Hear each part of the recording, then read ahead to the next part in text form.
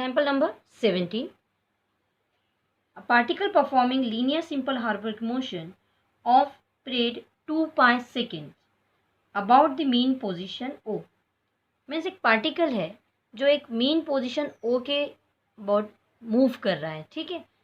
एक लाइन हम imaginary line ले लेते हैं, एक पार्टिकल O है, ठीक है। Is observe to have a speed of b is equal to √3 metre per second. उसकी स्पीड जो है वेलोसिटी वो है b √3 metre per second. When at distance b from o, जब वो डिस्टेंस b पे है o पे, सपोज कर लेते हैं p डिस्टेंस पे है, इसका o से p डिस्टेंस सपोज कर लीजिए b है, गिवन है जो आपको, वो डिस्टेंस p सपोज कर रहे हैं। At an instant, if the particle is moving away from O at that instant, find the time required by the particle to travel further distance b. मतलब अगर इतना डिस्टेंस p है तो यहाँ से वो पार्टिकल को और p डिस्टेंस, मतलब एक अगर q ले लें हम, तो और q b डिस्टेंस अगर ट्रैवल करे तो यहाँ से यहाँ तक कि उसका टाइम कितना होगा ये आपको फाइंड आउट करना है। डबल से बता रहे हैं हम क्वेश्चन में कि एक पार्टिकल है जो सिंपल हार्मोनिक मोशन परफॉर्म कर रहा है, उसकी velocity b √3 metre per second है और इस स्पीड से उसने p पॉइंट पर b डिस्टेंस कवर किया है। तो फर्दर और b डिस्टेंस कवर करने के बाद उसका टाइम पीरियड क्या होगा, यदि यहाँ से यहाँ चेंजेस क्या होंगे, ये आपको और टाइम कितना मिला लगा है ये आपको फाइंड आउट करना है, ठीक है। तो गिवन में आपको है वेलोसिटी गिवन है।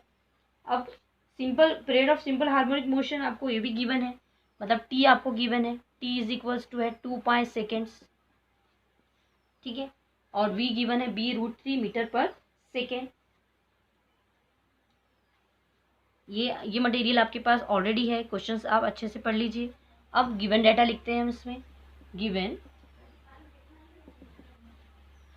Period of simple harmonic motion t is equal to 2 pi seconds, तो इस पे से ओमेगा फाइंड आउट कर ले हम पहले ही।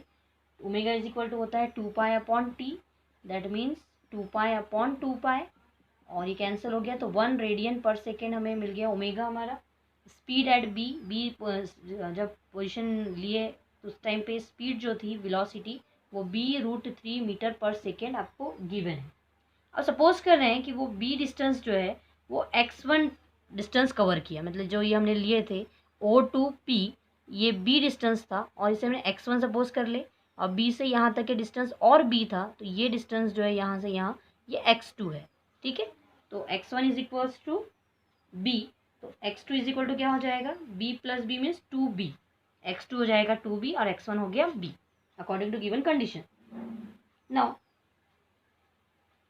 We have velocity v is equals to v square equals to, मतलब फर्स्ट पोजीशन पे जब उसकी निकाल रहे हैं velocity is equal to given है omega square a square minus x square, omega square equals to a square minus x square. अब value put up करेंगे हम, दैट मीन्स b के v इज इक्वल टू जो वैल्यू जाएगी वो आएगी omega under root a square minus x square, तो हमने इसका स्क्वायर पहले ही ले लिए, तो ये हो जाएगा √3 स्क्वायर, ओमेगा की वैल्यू आ गई आपकी यहाँ पे निकाले हमने 1 square, a square a given नहीं है, माइनस x, अभी हम फर्स्ट टाइम के लिए ले रहे हैं तो हमने सपोज कर ली यहाँ पे x1, ठीक है। इसको सॉल्व करेंगे तो we get 3b square equal to a square minus this x1 square, okay. और x1 की वैल्यू यहाँ से हम पुटअप कर देंगे यहाँ पे, तो ये हो जाएगा आपका b स्क्वायर। इसको सॉल्व करो तो a square equal to minus b इधर चला गया तो क्या हो गया 4b square, that means a is equal to 2b, a की वैल्यू कितनी आई है 2b आई है आपकी, ठीक है। Now b is nothing but x1, b की वैल्यू क्या है, अब x1 निकाल रहे हैं ना हम, तो a is equal to 2x1, तो therefore x1 is equal to मिल गया आपको a/2।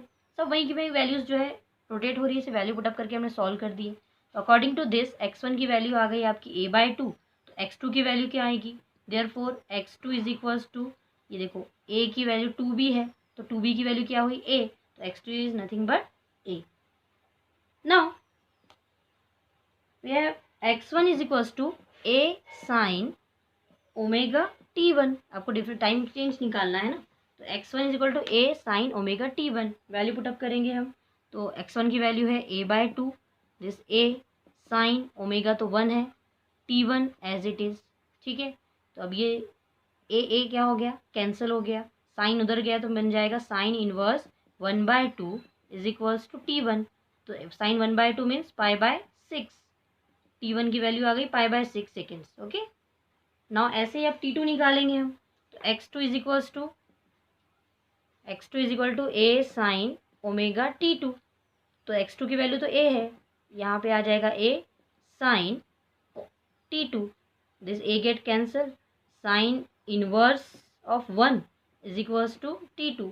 तो साइन इनवर्स 1, साइन की वैल्यू 1 कब आती है, π/2 पे, means T2 is equal to क्या हो गया, π/2। ठीक है, चेंज इन टाइम, अब चेंज इन टाइम हमें फाइंड आउट करना है। That means delta T is equals to T2 minus T1।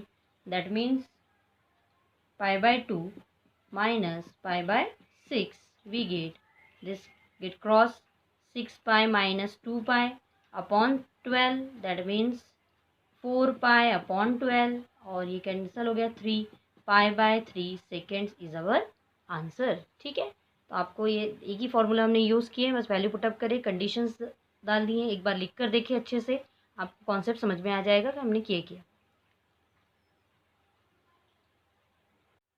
The period of oscillation of a body of mass m1 suspended from a light spring is t. When a body of mass m2 is tied to the first body and a system is made to oscillate, the period is 2t.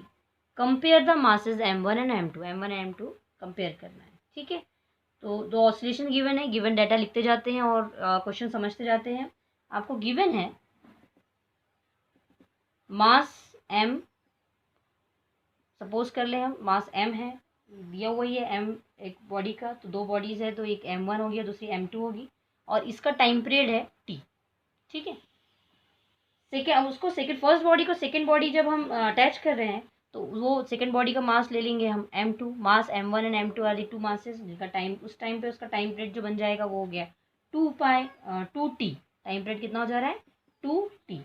ठीक है, now we are to compare that masses, वो masses को हमें क्या करना है, compare करना है। टू फाइंड, कंपेयर करना मीन्स उनकी रेशियो निकालना है, m1/m2 हमें फाइंड आउट करना है। ठीक है, now as we know t is equals to होता है 2π√m/k। ठीक है, ओमेगा की वैल्यू अपन ने वहाँ पुटअप करना है और हमें ये वैल्यू मिल जाएगी m/k। अब दो केसेस है, फर्स्ट केस में case 1 T1 is equals to t, और ये ले लिया हमने 2π, इस टाइम पे मास है m1/k। ठीक है, केस 2 सेकेंड टाइम पे जब हम सेकेंड मास जब अटैच कर रहे हैं, तो उस टाइम पे उसका टाइम पीरियड क्या हो गया है, 2t।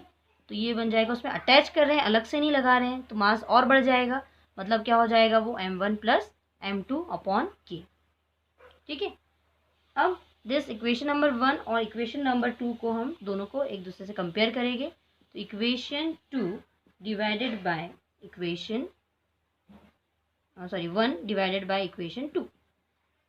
ठीक है, तो अब वैल्यू डिवाइड करते हैं हम, दैट मीन्स दिस 1/2, तो t/t2, t1/t2, that means t/2t equals to 2π√m1/k upon 2π√m1+m2/k।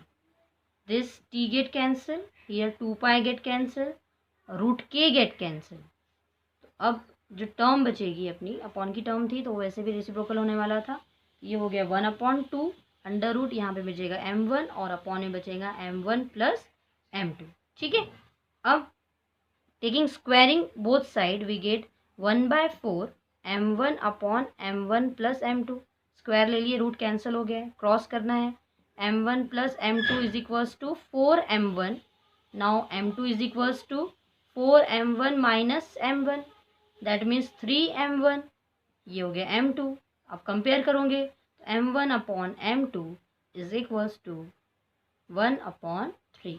This is our answer. m1/m2 की वैल्यू क्या आ गई, 1/3। सिंपल सी फॉर्मूला अप्लाई की हमने, या कंडीशन अप्लाई की कि उसमें टाइड हुआ है, मतलब एक्स्ट्रा मास में अटैच हो गया है, तो m1+m2 इन दोनों को डिवाइड करना है और सॉल्व करना है। ठीक है,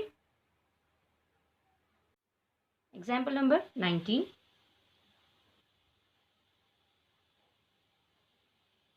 The displacement of an oscillating particle is given by x equals to a sine omega t plus b cos omega t where a, b and omega are constants.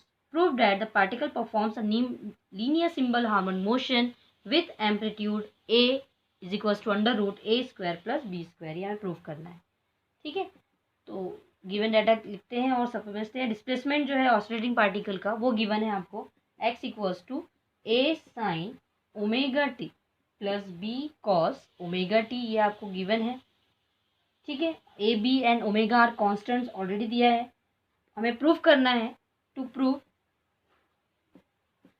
a is equals to under root a square plus b square, ये आपको proof करना है. Okay, now x constant values पे अगर हम देखें तो जो वैल्यूज़ इसके एंगल्स जो फाइंड आउट होते हैं एक जगह आ जाएगा. मीन्स अगर हम वैल्यू रख रहे हैं तो a is equal to sine omega t plus alpha plus a sine a cos, एक जगह यहाँ b cos omega t plus five. ठीक है, अब सपोज कर ले हम कि फाइव अल्फ़ा जो है ये 0 है और फाइव जो है ये π/2 है.